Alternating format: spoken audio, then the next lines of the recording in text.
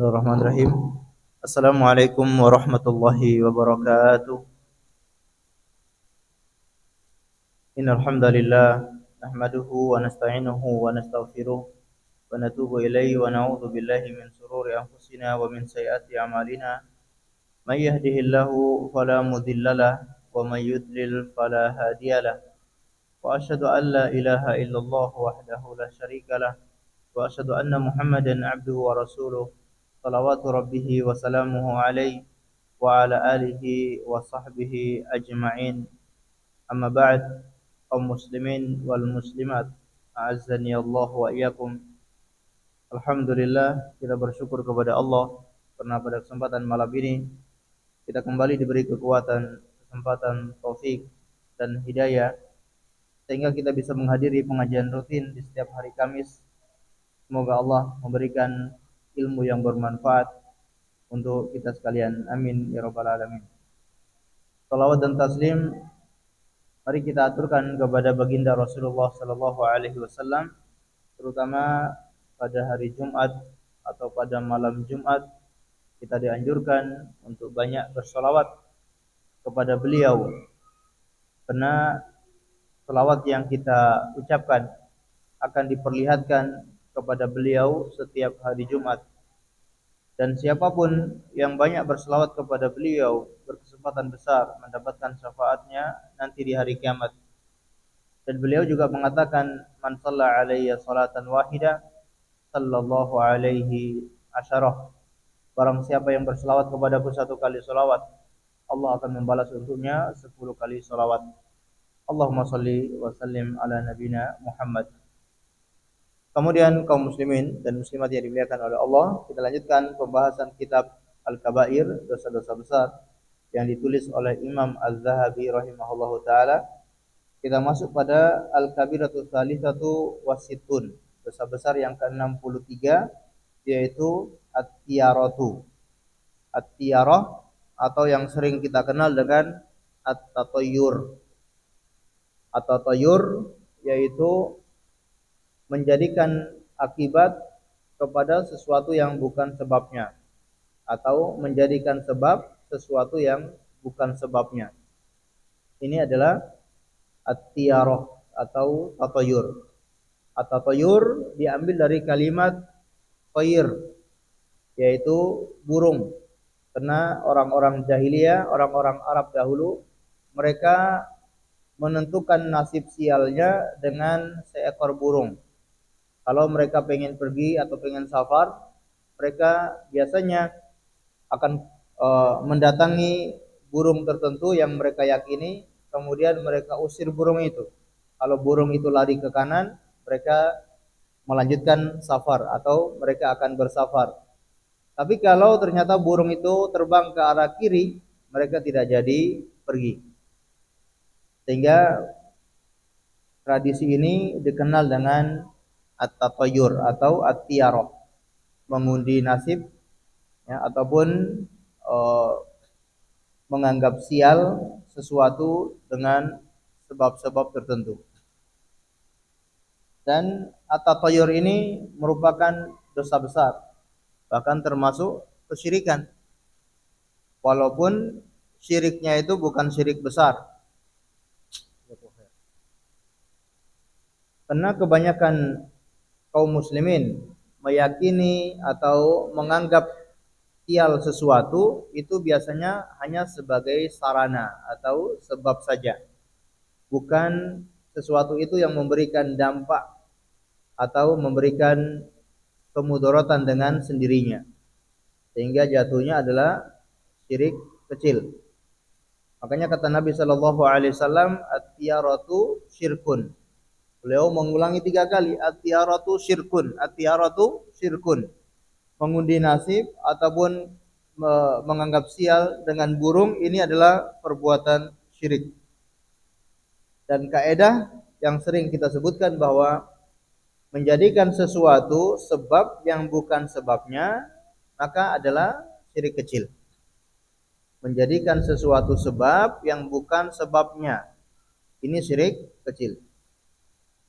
Dan di masyarakat kita meyakini beberapa perkara tertentu yang mereka anggap itu membawa sial.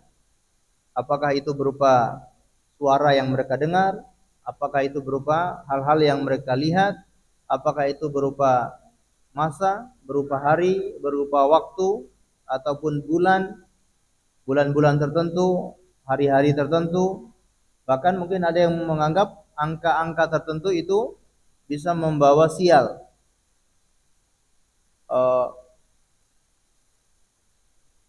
Ada seorang ustadz, ya, Ustadz Abdullah Zain, hafizahullah taala, senior kami. Beliau ini punya tesis, ya. Tesisnya itu beliau mengumpulkan tatayur yang ada di Indonesia. Beliau keliling kemana-mana, kemudian mengumpulkan tatayur yang sering dianggap oleh masyarakat Indonesia. Banyak yang beliau kumpulkan dalam tesis beliau. Di antara yang beliau kumpulkan yang pertama yaitu angka 13. Masyarakat kita menganggap angka 13 itu angka sial. Jadi mereka berusaha menghindar dari angka 13. Beliau menyebutkan, beliau menaiki beberapa maskapai dan tidak menemukan tempat duduk yang angka 13. Tidak menemukan tempat duduk kursi angka 13. Termasuk hotel, apartemen tidak ditemukan angka 13. Banyak tidak ditemukan angka 13. Ya mungkin lantainya cuma 6 ya. Lantainya cuma 6, jadi nggak ditemukan angka 13. Tapi kalau lantainya 17 tidak ditemukan juga lantai 13 atau angka 13. Baik. Bahkan ketika menentukan nomor pemain sepak bola, di punggungnya ada nomor 13, menghindari nomor itu karena khawatir membawa kesialan bagi klub sepak bola itu. Ini yang pertama, yaitu tatayur dengan angka tertentu. Menganggap sial, kalau mendapati angka ini berarti sial. Ini tentu sebab yang tidak masuk akal. Dari mana? Dari mana angka ini mendatangkan kesialan? Apa hubungannya angka dengan sial? Ya, ini mungkin berasal dari orang-orang kafir yang mungkin mereka meyakini angka 13 itu angka sial. Apalagi angka 13 pada tanggal 13 di malam Jumat. Sebagian orang kafir menganggap itu malam yang atau hari yang sial. Hari Jumat pada tanggal 13 bertepatan dengan tanggal 13. Padahal kita tahu hari Jumat itu hari yang istimewa. Hari Jumat itu hari yang sangat mulia, yang merupakan hari rayanya orang Islam. Tapi orang-orang kafir menganggap itu hari sial. Nah, ini tidak boleh kita sebagai muslim ikut-ikutan dengan anggapan orang-orang kafir. Berikutnya, tatayur di masyarakat kita yaitu wanita yang hamil, kemudian suaminya tidak boleh menggantungkan handuk di lehernya. Bagian masyarakat meyakini kalau istrinya sedang hamil, suami tidak boleh menggantungkan handuk di lehernya. Kenapa? Nanti ketika lahiran anaknya akan terlilit tali pusar gitu. Macam-macam. Ada yang beranggapan kalau istrinya sedang hamil tidak boleh nyembelih hewan. Nanti anaknya bisa meninggal.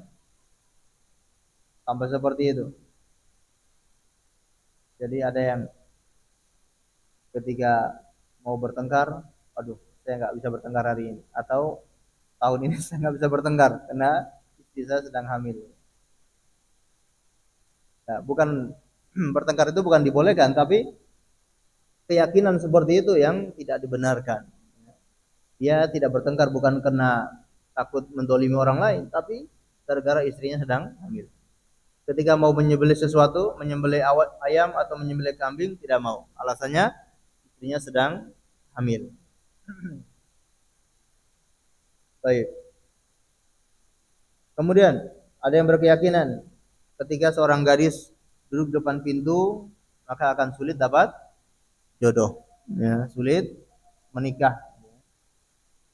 Seharusnya kalau gadis di depan pintu kan banyak orang yang lihat gitu ya. Apalagi gadisnya itu cantik misalkan, mungkin orang akan cepat menikahi gadis itu, apalagi sering duduk di depan pintu gitu, depan rumah. Ini keyakinan seperti ini tidak dibenarkan. Kemudian ketika mendengar suara burung, ketika mendengar suara burung tertentu, mereka beranggapan kalau ada orang yang meninggal dunia, ya, atau ada kerabatnya yang akan meninggal dunia, atau mungkin melihat sekumpulan burung-burung gagak yang ada di udara sedang berterbang bersama-sama, meyakini ada kerabatnya yang akan meninggal dunia atau tetangganya akan meninggal dunia. Kemudian misalkan ketika turun gerimis, ya, turun hujan, gerimis, kemudian disertai dengan matahari yang panas atau matahari yang eh, tidak redup, mataharinya masih bersinar dan sedang gerimis. Beranggapan apa? Anak setan sedang lahir. Dari mana tahu anak setan sedang lahir gitu ya? Macam-macam. Ada lagi yang beranggapan, ya, ketika seorang anak lahir bertepatan dengan azan maghrib, lahir bertepatan dengan azan maghrib, ini sial. Nanti anaknya akan meninggal sangat mengenaskan, dimakan atau diterkam oleh singa. Maka harus dilakukan ritual-ritual tertentu untuk menolak bencana ini. Dilakukan ritual berbagai macam dengan kesyirikan untuk menolak bencana seperti ini. Justru tambah bagus ya, anak lahir ketika azan itu ya. Masya Allah, setan-setan pada kabur semua. Karena setan itu justru akan berkeliaran menjelang azan maghrib. Ketika matahari sudah menguning, menguning sudah sangat tua, mau tenggelam atau mau terbenam, disitulah setan berkeliaran. Waktu favorit untuk berkeliaran adalah di waktu sebelum maghrib. Begitu azan maghrib dikumandangkan, setan-setan ini akan kabur, mereka akan lari terbirit-birit. Lalu azan selesai, barulah mereka datang lagi untuk menggoda manusia. Nah, harusnya ketika azan, setan ini pada lari, alhamdulillah. Jadi anaknya tidak sempat diganggu oleh syaitan. Masya Allah. Ini juga sama ya, sehingga dilakukan ritual-ritual tertentu untuk mengusir bencana tersebut. Baik. Nah, ya. Kemudian keyakinan yang lain, kalau ada saudaranya atau keluarganya yang meninggal di hari Sabtu, maka akan disusul oleh kerabat atau saudaranya yang lain. Baik, ini juga tidak dibenarkan. Apa hubungannya meninggal di hari Sabtu dengan disusul oleh kerabat yang lain? Mau meninggal kapanpun tidak ada yang tahu. Kita semua akan meninggal dunia dan tidak ada yang tahu kapan harinya, kapan di mana waktunya, kapan waktunya dan di mana tempatnya, tidak ada yang mengetahui. Kemudian berikutnya, ketika tanggalnya sama dengan tanggal lahirnya sama dengan tanggal lahirnya orang tua. Apakah tanggal lahirnya ayah atau tanggal lahirnya ibu? Maka berkeyakinan kalau anak dan ibunya atau anak dan orang tuanya ini akan bermusuhan. Ada yang seperti itu. Ya, berkeyakinan kalau tanggal lahirnya sama dengan orang tuanya akan bermusuhan. Sehingga dilakukan ritual tertentu untuk mengusir itu semua. Dengan anaknya itu ditaruh di luar atau ditaruh di pinggir jalan, kemudian nanti ditemukan oleh orang lain, mungkin anaknya itu menangis, ditemukan oleh orang lain, lalu orang lain ini membawa ke rumah orang tuanya, baru seperti isyarat untuk dibeli anak itu, barulah terusir bencana tersebut. Baik. Atau gadis makan sayap ayam. Kalau ada gadis yang makan sayap ayam, maka nanti suaminya akan membawa dia pergi jauh dari tempat kelahirannya. Ya tergantung, suaminya jauh ya akan dibawa pergi jauh. Kalau suaminya dekat di situ ya gimana, dibawa pergi jauh. Baik, ya bermacam-macam keyakinan, termasuk dalam masalah pernikahan ya. Yang paling banyak misalkan dalam masalah pernikahan, ketika melihat tanggal lahirnya, ternyata tanggal lahirnya tidak sesuai dengan hitungan wetonnya itu, maka tidak jadi menikah. Karena dianggap ini akan jadi keluarga yang berantakan, tidak bisa harmonis. Atau istilahnya apa? Siji jejer telu. Siji jejer telu. Anak pertama menikah dengan anak ketiga. Ini nanti tidak harmonis. Keluarganya akan berantakan. Ini anggapan yang keliru tentunya. Atau meyakini kalau mengadakan acara pernikahan di hari Sabtu Pahing ataupun hari Selasa Kliwon ya. Selasa Kliwon itu hari yang sial. Pernikahannya akan berantakan. Ini masih banyak lagi ya, beraneka ragam keyakinan-keyakinan seperti itu. Seorang gadis yang nyapu tidak bersih, nanti suaminya berewokan. Ini keyakinan yang tidak tahu entah dari mana ya. Nah ini semua namanya tatoyur atau tiarok, menjadikan sebab sesuatu yang bukan sebabnya. Kesialan itu bukan dari hal-hal yang kita sebutkan tadi, tapi datangnya kesialan itu karena perbuatan manusia itu sendiri. Gara-gara perbuatan dia, gara-gara perilaku dia yang tidak baik, maka datanglah kesialan. Semua keburukan yang dilakukan oleh manusia itu akan mendatangkan kesialan. Keburukan apapun, baik dilakukan oleh seorang individu atau dilakukan secara bersama-sama, itu tentu akan mendatangkan kesialan. Kata Allah Subhanahu wa taala, "Dhaharal fasadu fil barri wal bahri bima kasabat aydin nas." Telah tampak kerusakan di daratan maupun di lautan itu akibat ulah perbuatan manusia. Apakah perorangan ataupun jamaatan? Akibat perbuatan mereka, misalkan menggundul hutan yang berlebihan ataupun membakar hutan dan seterusnya, akhirnya terjadi bencana, akan terjadi kelongsoran, terjadi banjir dan seterusnya, itu akibat ulah perbuatan. Ya, ini musibah terjadinya bencana itu kena ulah manusia. Termasuk maksiat yang dilakukan oleh seseorang itu akan mendatangkan musibah bagi orang itu. Apakah musibah bagi agamanya, bagi keimanannya, ataupun musibah bagi dunianya. Rezekinya akan dibuat seret oleh Allah Subhanahu wa taala, keluarganya dibuat tidak taat kepada suaminya, istrinya tidak taat kepada suaminya, anaknya juga melawan kepada ayahnya. Ketika ayahnya kalau melakukan sebuah dosa akan berdampak kepada keluarganya.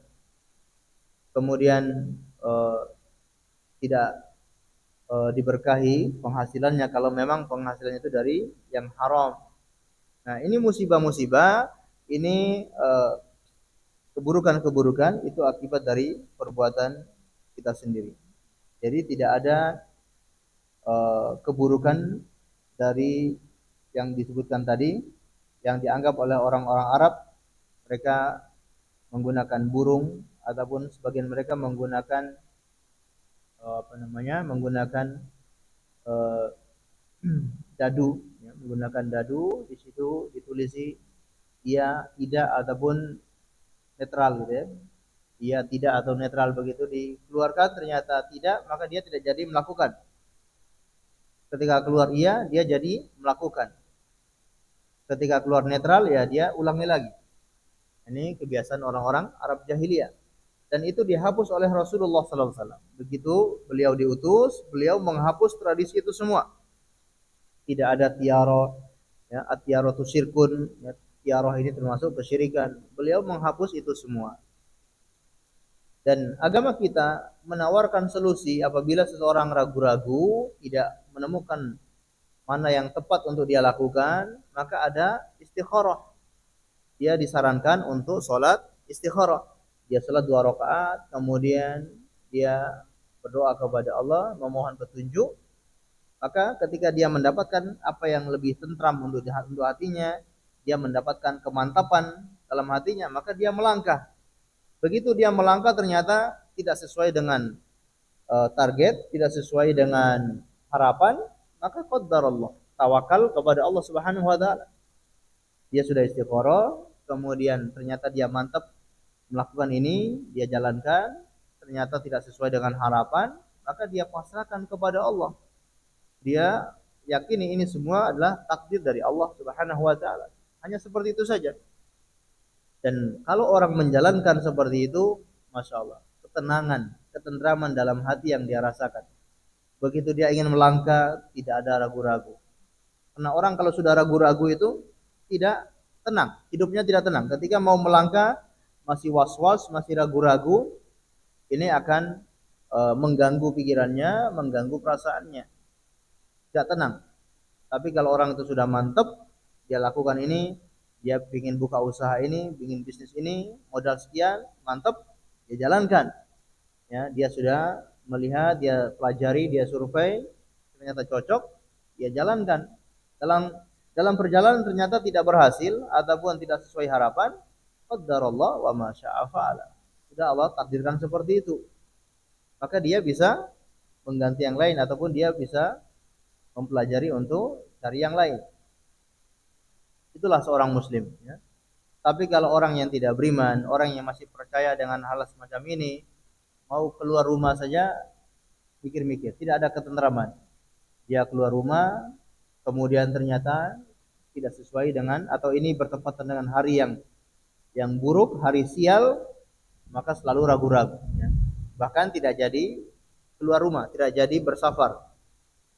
Atau ada yang mau menikah, ya, pada tanggal yang cocok hari libur, dua-duanya antara laki-laki dan perempuan hari liburnya cocoknya hari ini, ternyata tidak sesuai dengan hari yang pas, harinya bertepatan dengan hari sial, akhirnya tidak jadi, menimbulkan konflik, menimbulkan masalah.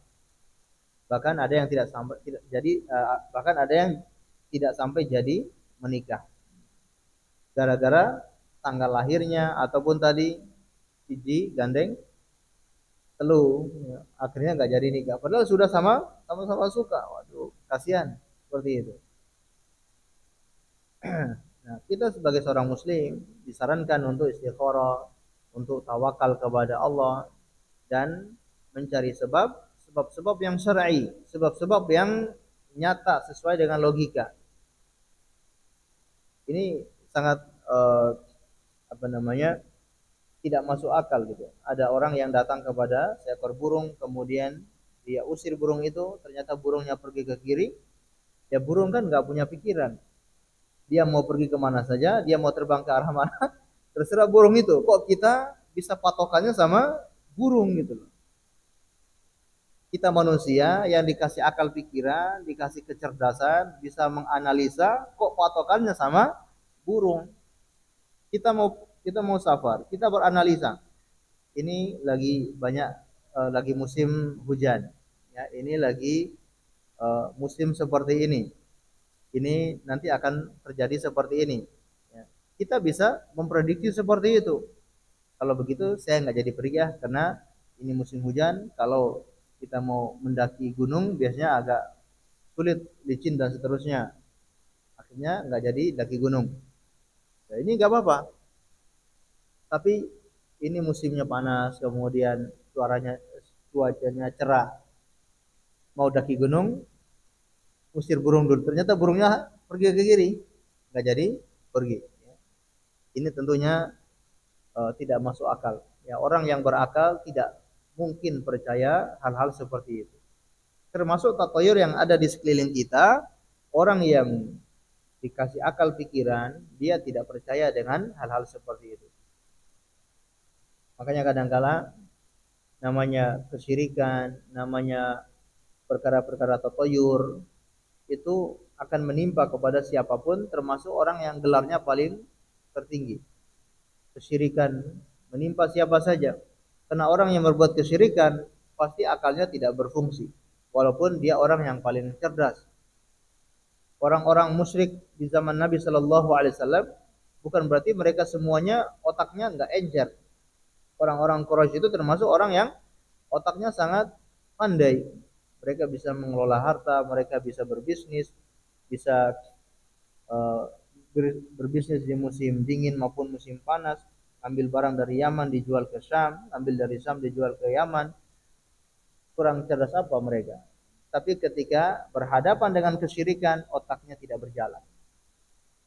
menyembah patung, menyembah berhala-berhala, hal-hal yang tidak bermanfaat. Mereka ingin melakukan perjalanan, membawa Tuhan mereka, dan Tuhannya dibuat dalam bentuk makanan. Makanan dibuat bentuk patung, bentuk Tuhan mereka. Begitu lapar Tuhannya dimakan. Tidak berfungsi akal sama sekali kalau sudah jatuh dalam kesyirikan. Kalau orang yang bertauhid lalu dikasih petunjuk oleh Allah Subhanahu wa taala, dia bisa dikasih furqan, dikasih pembeda. Dia bisa membedakan mana yang hak, mana yang batil, mana yang sesuai dengan logika, mana yang tidak sesuai dengan logika. Dia sangat mudah untuk mendapatkan kebenaran kalau orang-orang yang bertauhid kepada Allah Subhanahu wa taala. Baik, ma'asyiral muslimin wal muslimat, a'azzani Allahu wa iyyakum. Kita bacakan dari dalil yang dibawakan oleh Imam Az-Zahabi rahimahullahu taala. Beliau mengatakan wa yahtamil an la takuna kabiratan. Dan bisa jadi tatayur itu bukan termasuk dosa besar. Imam Az-Zahabi rahimahullahu taala menyebutkan bahwa bisa jadi tatayur itu bukan dosa besar. Padahal jelas-jelas Nabi sallallahu alaihi wasallam sudah bersabda, at-tiyaratu syirkun. At-tiyaratu syirkun. At-tiyaratu syirkun. Tatayur itu kesyirikan. Tatayur itu kesyirikan. Tapi Imam Az-Zahabi mengatakan bisa jadi tiarah itu bukan dosa besar. Maksudnya apa? Maksud beliau di sini adalah ketika seorang terbetik dalam hatinya atau terbesit dalam hatinya untuk tiarah atau untuk tatayur, maka ini tidak termasuk dosa besar. Nah, beliau membawakan riwayat wa an Salamah ibni Uhail an Isa ibni Asim an Zurrin an Abdillah qala, yaitu Abdullah bin Mas'ud atau yang kita kenal Ibnu Mas'ud. Beliau berkata, qala Rasulullah sallallahu alaihi wasallam at-tiyaratu syirkun. Nabi SAW bersabda, tiarah itu adalah syirik. Wa ma minna illa walakinnallaha yadhhabahu bit tawakkal. Dan tidaklah dari kita kecuali terbetik dalam hatinya untuk tatayur. Akan tetapi Allah menghilangkan perasaan itu dengan tawakal. Jadi ini maksud Imam Az-Zahabi. Nabi SAW mengatakan at-tiyaratu syirkun. Betul. Ya. Kemudian Ibnu Mas'ud melanjutkan wa ma minna illa. Tidaklah dari kita kecuali dia melakukan tiarah. Artinya mereka, terutama mereka dari dahulu itu sudah sangat kental dengan hal-hal seperti ini, sangat kental dengan tatayur. Maka bisa jadi tatayur itu menghinggap di dalam hati seseorang. Misalkan ketika dia lewat ternyata ada kucing yang langsung menyeberang di hadapan dia. Dia bahkan hampir menabrak kucing tersebut. Nah, orang yang dari dulu kental dengan tatayur, pikirannya sudah macam-macam, hatinya sudah macam-macam. Dia sudah perasaannya bermacam-macam. Oh, ini ada apa ini? Ini jangan-jangan. Nah, perasaan seperti itu bukan dosa besar. Jadi paham ya? Ketika kita punya anggapan dalam hati seperti itu atau terbetik dalam hati seperti itu bukan dosa besar. Dan Allah Subhanahu wa taala menghilangkan itu dengan tawakal. Perasaan seperti itu langsung kita hilangkan dengan apa? Dengan tawakal kepada Allah. Begitu terbetik dalam hatinya, ya. Kenapa kucing ini tiba-tiba menyeberang di depan saya? Dia langsung tawakal kepada Allah. Insya Allah tidak ada apa-apanya. Ya, dia serahkan semuanya sama Allah. Kalau nanti di tengah jalan terjadi apa-apa, ya dia serahkan sama Allah Subhanahu wa taala, bukan gara-gara kucing tadi. Tapi kalau ketika muncul dalam hatinya, kenapa kucing ini lewat di depan saya? Akhirnya nggak jadi pergi dia. Akhirnya dia pulang ke rumah. Kira-kira gimana? Wah, ini sudah jatuh dosa besar. Ya, gara-gara kucing lewat di depan dia nggak jadi pergi, berarti dia telah meyakini itu. Tapi ketika terbetik dalam hati, kemudian dia usir perasaan itu dengan tawakal kepada Allah, maka ini bukan dosa besar. Makanya kata Ibnu Mas'ud, tidaklah dari kita melainkan akan dihinggapi perasaan seperti itu, perasaan tiarah. Orang yang dari dulu kental dengan tatoyur, tiba-tiba ada burung-burung tertentu yang bunyi di malam hari. Apalagi memang kadang terbukti ketika bunyi burung itu besoknya ada orang yang meninggal dunia. Nah, bisa jadi terbetik dalam hatinya, wah ini kayaknya mau ada orang meninggal dunia ini. Nah, langsung kita hilangkan ya bahwa hal-hal seperti itu tidak sebab, bukan menjadi sebab orang meninggal dunia. Atau begitu dia keluar tiba-tiba ada ular yang langsung menyeberang di hadapan dia. Ini berkeyakinan kalau ada ular yang langsung menyeberang di depan dia itu nanti terjadi musibah dan seterusnya. Langsung dia hilangkan.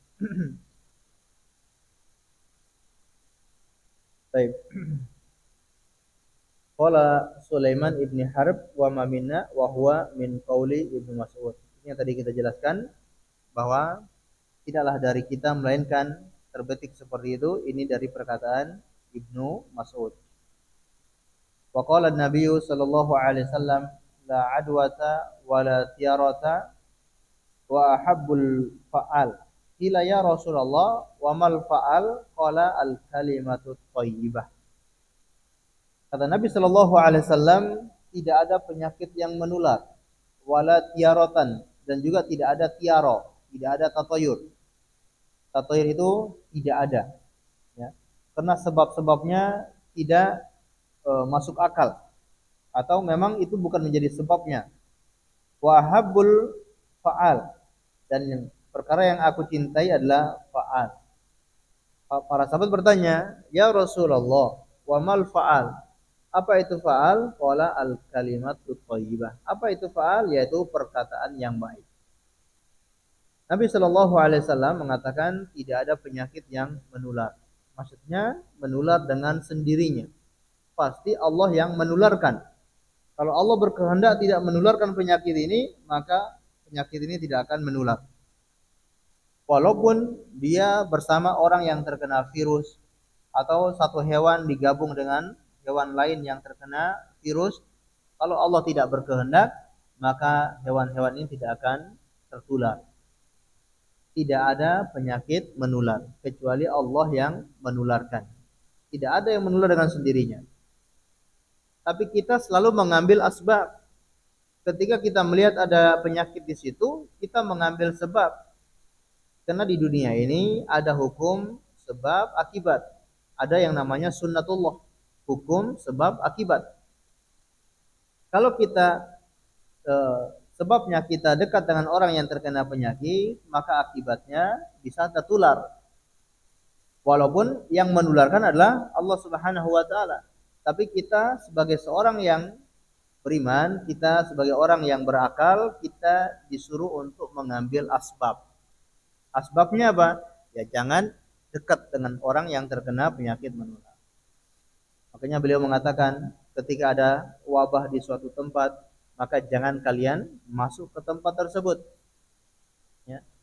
Tapi kalau orang yang ada di dalam tempat itu, maka tidak boleh dia keluar dari tempat tersebut. Ini untuk memutus mata rantai tersebarnya wabah. Karena ada hukum sunatullah di situ. Ada sebab akibat. Kalau orang itu masuk ke tempat yang wabah, bisa jadi dia akan terkena penyakit menular itu. Atau orang yang sudah terkena penyakit ketika dia keluar dari wilayahnya bisa menularkan penyakit kepada yang lain. Maka kita mengambil sebab akibat tersebut. Yaitu harus berhati-hati. Walaupun yang menularkan adalah Allah Subhanahu wa taala. Sebagaimana rezeki adalah itu sudah ditentukan oleh Allah Subhanahu wa taala. Tidaklah seorang meninggal dunia melainkan sampai sempurna semua rizkinya. Kalau rizkinya belum sempurna dia dapatkan, dia tidak akan meninggal dunia. Rizki kita itu sudah diatur sama Allah, sudah ditentukan, takarannya sudah diukur sama Allah Subhanahu wa taala. Tapi ada namanya hukum sebab akibat. Ya. Untuk mendapatkan rizki itu kita melakukan sebab-sebab. yaitu bekerja, yaitu berusaha mencari rezeki keluar dari rumah. Tapi kalau orang cuma hanya ada dalam rumah, tidak mau melakukan sebab, maka dari mana rezeki itu akan datang kepada dia. Walaupun seandainya Allah mau, rezeki itu akan datang kepada dia walaupun tanpa dia usaha. Tapi kapan? Kalau kita tahu rezeki itu pasti datang kepada kita, ya kita walaupun nggak kerja ya nggak apa-apa. Cuma dalam rumah saja, ya tiba-tiba datang rezeki. Tapi kalau kita belum tahu, maka lakukanlah sebab, yaitu usaha untuk mendapatkan rezeki itu. Ya, kadang orang sudah berusaha ke sana kemari, nggak dapat rezeki. Begitu pulang ke rumah, tidak bekerja, barulah datang rezeki. Itu pun terjadi. Ya, Allah mampu untuk melakukan itu semua. Kemudian kata Nabi SAW, wala tiarotan. Begitupun tiaro, tatayur itu tidak ada. Tatayur yang diyakini oleh masyarakat jahiliyah sama sekali tidak ada. Allah Subhanahu wa taala yang menjadikan sesuatu itu terkena musibah, sesuatu itu terkena bencana, terkena ujian, itu semua dari Allah Subhanahu wa taala. Bukan dari sebab-sebab yang diyakini oleh masyarakat jahiliyah.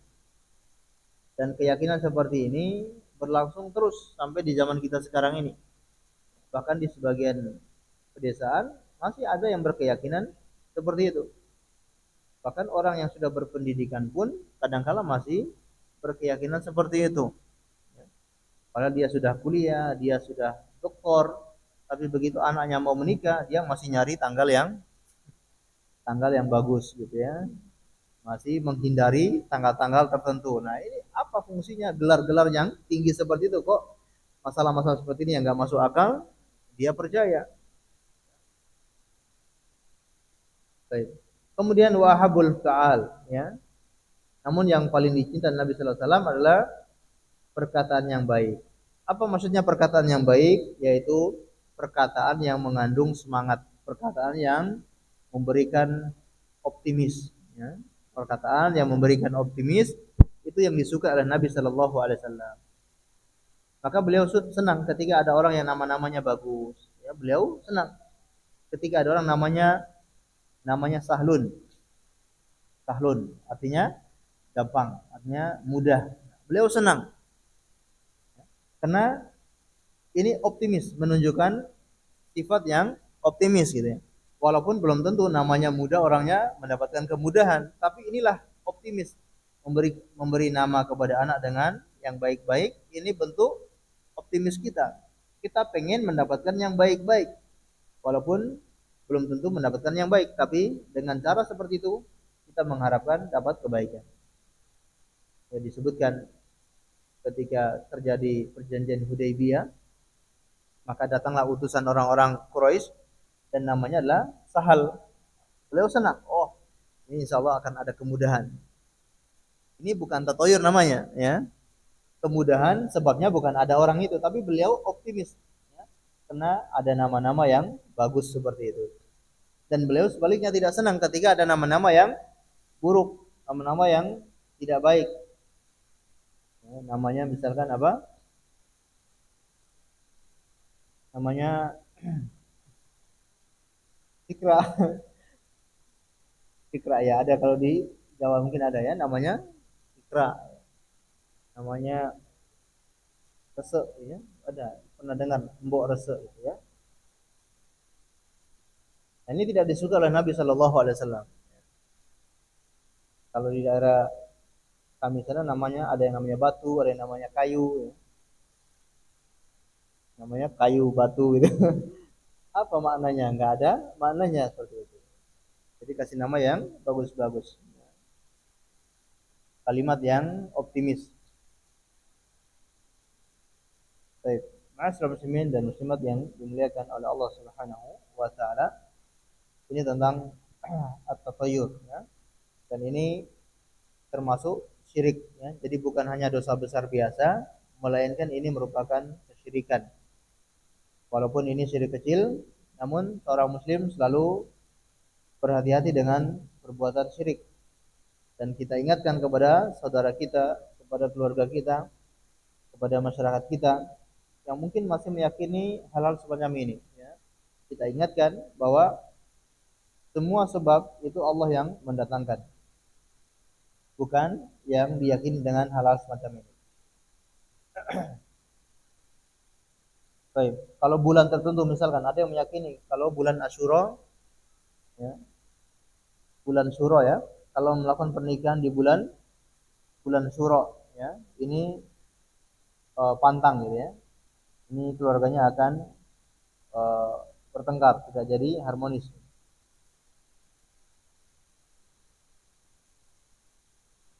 Baik.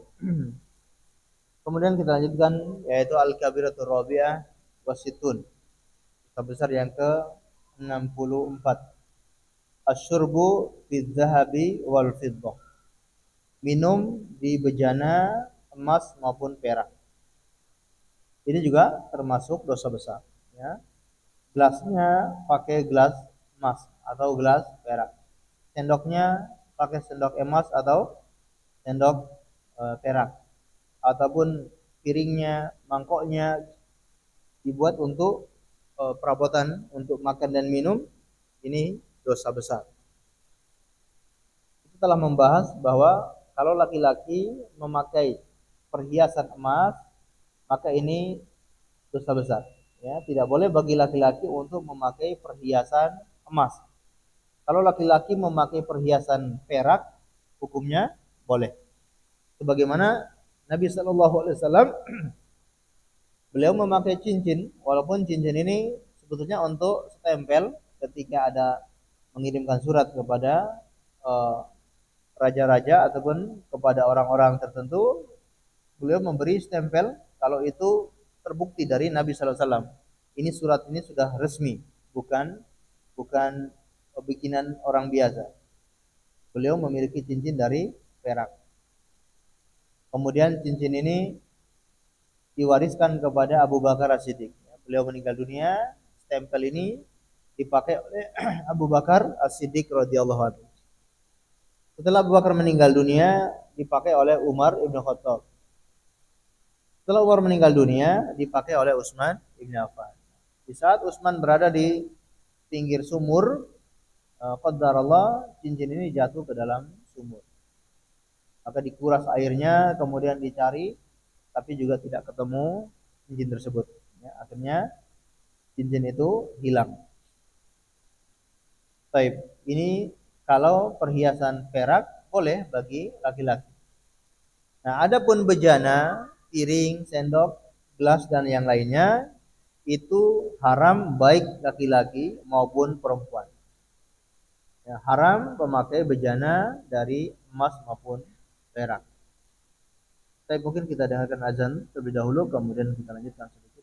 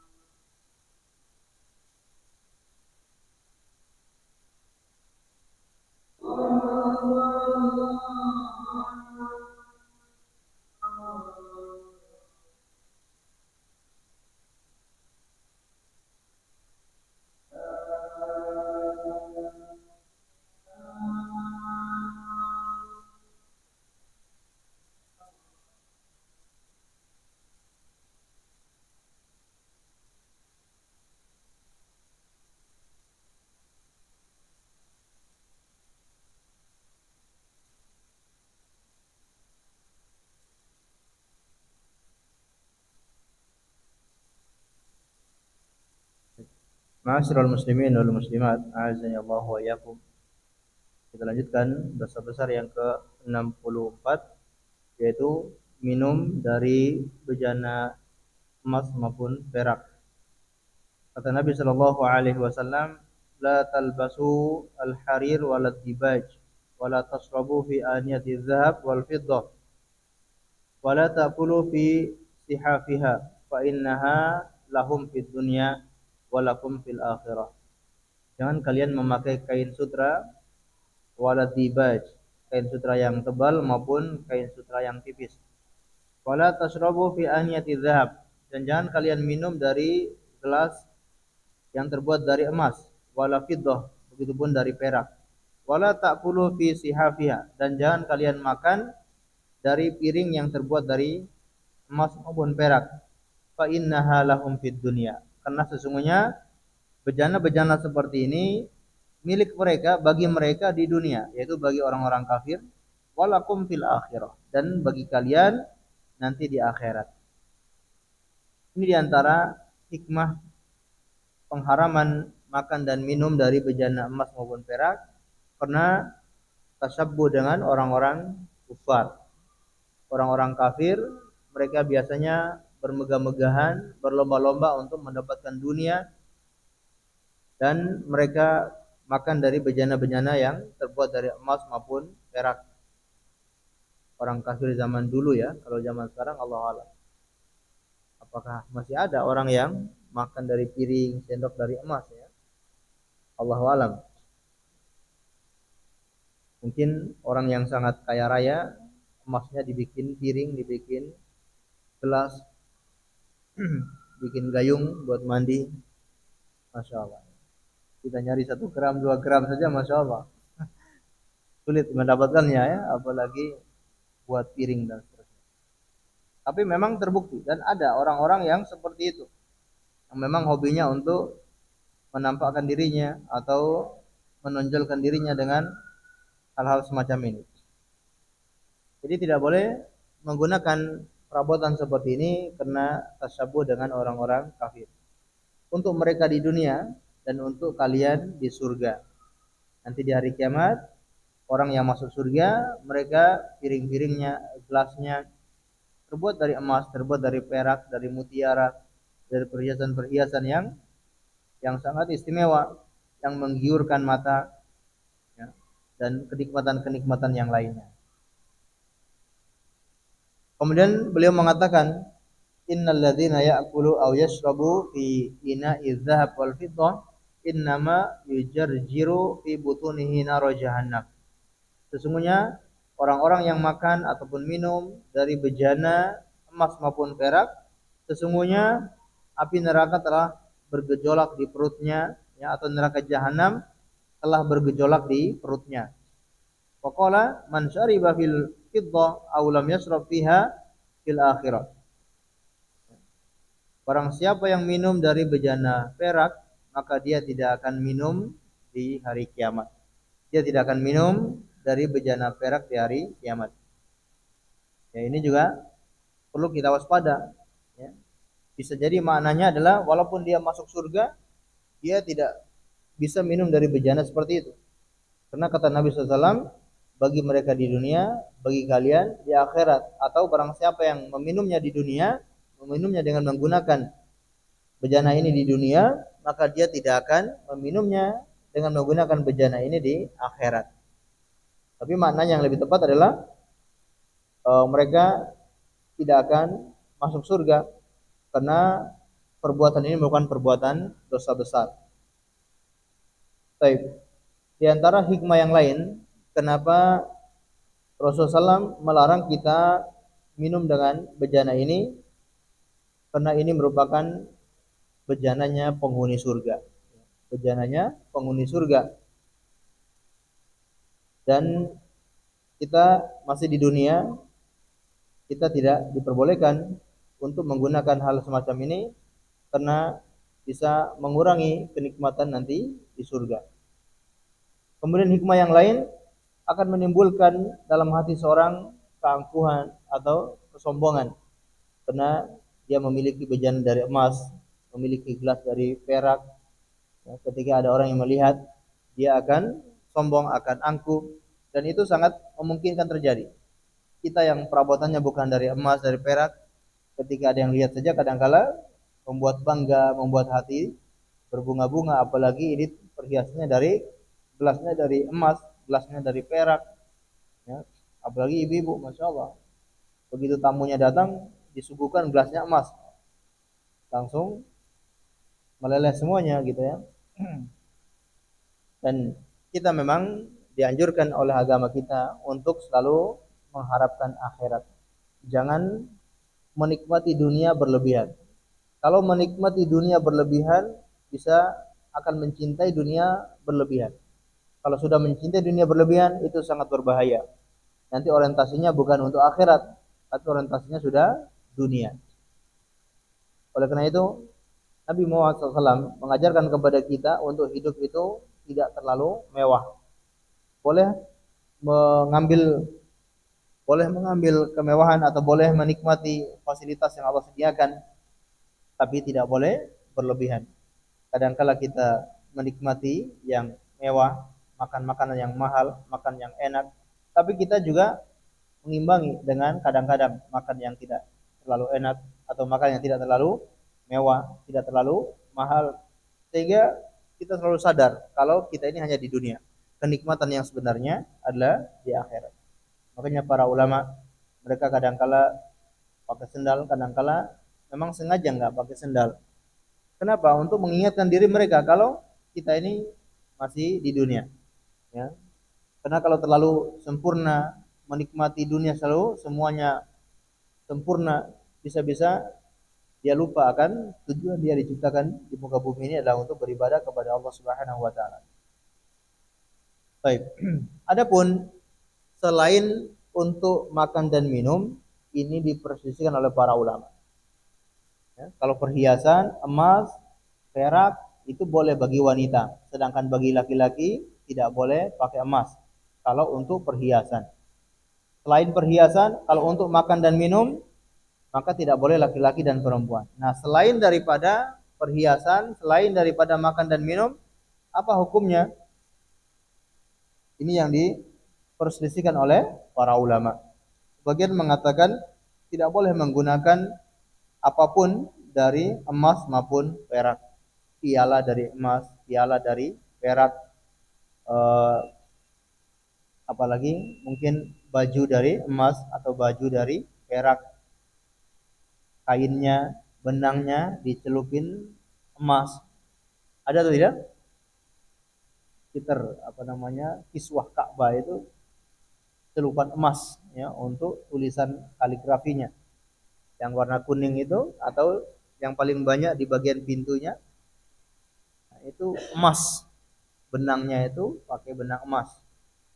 Insyaallah ya. Ataupun yang misalnya uh, guci ataupun pajangan-pajangan dari emas maupun perak.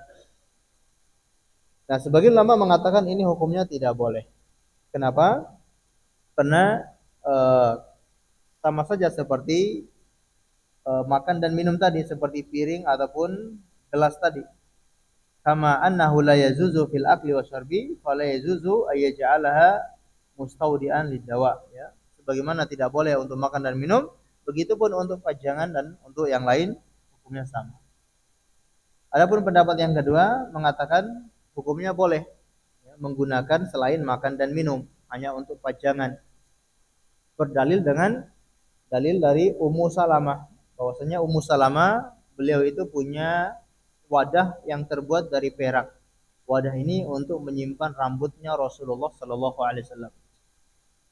Nabi SAW pernah potong rambut, kemudian rambutnya dibagi-bagikan, sebagiannya disimpan oleh Ummu Salamah istri Nabi Sallallahu Alaihi Wasallam.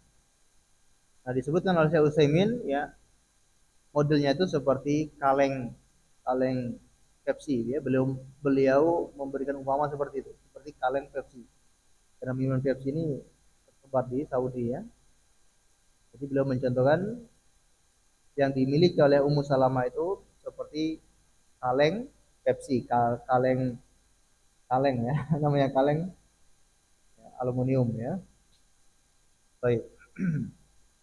Atau di kita apa? Kaleng Coca-Cola, kaleng Fanta dan yang lain. Baik. Ketika ada yang sakit, maka mereka datang ke rumah Ummu Salamah, kemudian mencelupkan rambut itu ke dalam air mereka, lalu diminumkan kepada orang yang sakit dan sembuh dengan izin Allah Subhanahu wa taala. Ini berkahnya rambut Rasulullah SAW. Tapi ini khusus hanya untuk Rasulullah sallallahu alaihi wasallam. Selain Rasulullah tidak punya berkah dari sisi fisiknya, rambutnya, tubuhnya, bekas minumannya tidak ada berkah selain kecuali Rasulullah sallallahu alaihi wasallam.